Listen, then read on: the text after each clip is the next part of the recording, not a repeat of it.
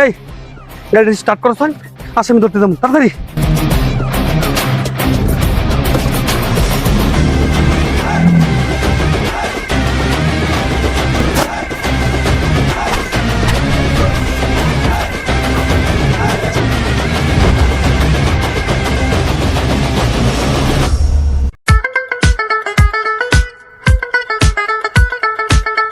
রে আসামিটা ফলাইছে, আজকে আমার ধান্দাটাই শেষ হয়ে গেছে গা, ধরতাম না। এক আসামি গেছে দেখে কি হয়েছে, আসামি আরেকটা পাইছি।